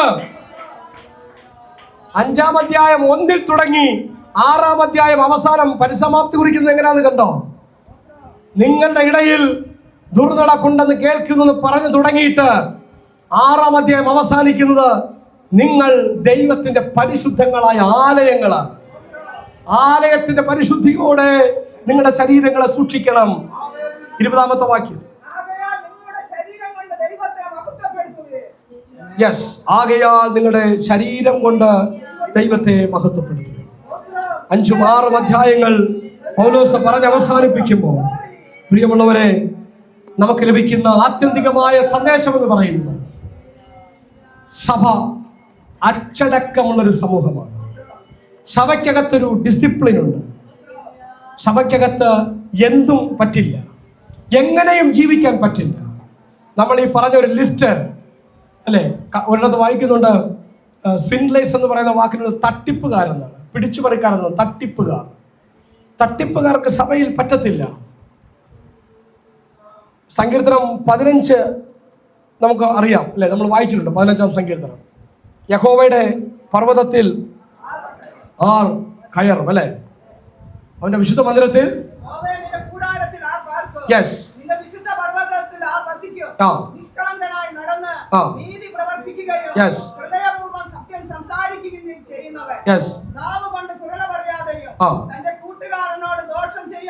യെസ് കൂട്ടുകാരന് അപമാനം വരുത്താതെ ഇരിക്കുന്നവൻ, യെസ് ഭക്ഷണനെ നിന്ദനായി എണ്ണുകയും യഹോവ ഭക്തന്മാരെ ബഹുമാനിക്കുകയും ചെയ്യുന്നവൻ, യെസ് സത്യം ചെയ്തിട്ട് ഛേദം വന്നാലും മാറാത്തവൻ, യെസ് തന്റെ ദ്രവ്യം പലിശയ്ക്ക് കൊടുക്കാതെയും യെസ് കുറ്റമില്ലാത്തവന് വിരോധമായി കൈക്കൂലി വാങ്ങാതെയും ഇരിക്കുന്നവൻ, യെസ് ഇങ്ങനെ ചെയ്യുന്നവൻ ഒരു നാളും കുലുങ്ങിപ്പോകയില്ല. യഹോവയുടെ പർവ്വതത്തിൽ കയറുന്നത് ആരാ? അവന്റെ വിശുദ്ധ മന്ദിരത്തിൽ വസിക്കുന്നത് ആരാ? അവന്റെ ആലയത്തിൽ വസിക്കുന്നത് ആരാ എന്ന ചോദ്യത്തിന് പഴയ നിയമ ഭക്തൻ പറഞ്ഞ ചില ചിന്തകളാണ്. അതിന്റെ മറ്റൊരു വശമാണ് 1 കൊരിന്ത്യർ 5:6 നമ്മൾ വായിച്ചത്. ഈ ഒരു ഡിസിപ്ലിൻ സഭയ്ക്ക് ദൈവം നൽകിയിട്ടുണ്ട്. ലോകക്കാരെ പോലെ നമുക്ക് ജീവിക്കാൻ പറ്റത്തില്ല. നമ്മുടെ പേര് വിശുദ്ധന്മാർ എന്നാണ്. വിശുദ്ധന്മാർ, വിശുദ്ധം എന്ന വാക്കിന്റെ അർത്ഥം വേർതിരിക്കപ്പെട്ടവർ എന്നാണ്. വേർതിരിക്കപ്പെട്ടവർ, set apart for a special purpose, ഒരു പ്രത്യേക കാര്യത്തിന് വേണ്ടി മാറ്റി നിർത്തപ്പെട്ടവർ. അതാണ് സഭയുടെ വിശേഷണം. അതുകൊണ്ട് തന്നെ സഭയ്ക്ക് എങ്ങനെയും ആകാൻ പറ്റത്തില്ല. ഇന്ത്യൻ സൈനികർ, നമുക്കറിയാം, പട്ടാളക്കാർ, അവർ സാധാരണക്കാരെ പോലെയാണോ ജീവിക്കുന്നത്? അവർക്ക് ജീവിതത്തിലൊരു ഡിസിപ്ലിൻ ഉണ്ട്. രാവിലെ എഴുന്നേൽക്കുന്നത് മുതൽ വൈകുന്നേരം കിടക്കുന്നത് വരെ അവർക്ക് ചില ചര്യകൾ ചെയ്യാനുണ്ട്. അവർക്ക് ഒരു ഡിസിപ്ലിൻ, അവർക്കൊരു ഓർഡർ ഉണ്ട്. എന്ന് പറഞ്ഞതുപോലെ പ്രിയമുള്ളവരെ, ദൈവസഭ നമുക്കെല്ലാത്തിനും സ്വാതന്ത്ര്യം തന്നിട്ടുണ്ട്. കർത്താവ് നമ്മെ പിടിച്ചു കെട്ടിയിട്ടില്ല. നമ്മെ അശുദ്ധാത്മാവ് ബാധിക്കുന്നത് പോലെ നമ്മെ ബാധിച്ചിട്ടില്ല. നമ്മുടെ ഹൃദയത്തിലിരുന്ന് നമുക്ക് ആവശ്യമുള്ള ആലോചന പറഞ്ഞു തരുന്നു. നമ്മളെങ്ങനെ 32:8 വായിക്കുന്നത് സങ്കീർത്തനം, ഞാൻ നിന്നെ ഉപദേശിച്ച് നടക്കേണ്ടുന്ന വഴി നിനക്ക് കാണിച്ചു തരും, ഞാൻ നിന്റെ മേൽ ദൃഷ്ടി വെച്ച് നിനക്ക് ആലോചന പറഞ്ഞു തരും. ദൈവത്തിന്റെ ആലോചന പ്രകാരം ഈ ലോകത്തിന്റെ മാർഗങ്ങൾ വിട്ട് ദൈവസഭയുടെ ക്വാളിറ്റിക്കൊത്തവണ്ണം ഞാൻ ഉയർപ്പിക്കപ്പെടേണ്ട ശരീരമാണെന്ന ബോധ്യത്തോടെ, ഇത് ക്രിസ്തുവിന്റെ ശരീരമാണെന്ന ബോധ്യത്തോടെ, ഇത് പരിശുദ്ധാത്മാവിന്റെ മന്ദിരമാണെന്ന ബോധ്യത്തോടെ, സഭാംഗം എന്ന നിലയിൽ അഭിമാനത്തോടെ അവൻ തല ഉയർത്തി നിൽപ്പാൻ വരുന്ന നാളുകളിലും ദൈവം നമ്മെ ഏവരെയും സഹായിക്കട്ടെ എന്ന ആശംസാ വാക്കുകളോടെ എന്റെ വാക്കുകളോട് ഉപസംഹരിക്കുന്നു. ദൈവം നമ്മെ ഏവരെയും അനുഗ്രഹിക്കുമാറാകട്ടെ. വളരെ പ്രാർത്ഥനയോടെ നമുക്ക് ദൈവസ്ഥലായിരിക്കാം. തുടർന്ന് കുഞ്ഞുങ്ങൾ മുമ്പോട്ട് വന്ന് അവർ പഠിച്ച വചനങ്ങൾ പ്രസ്താവിക്കും. അതിനുശേഷം മുതിർന്നവർക്ക്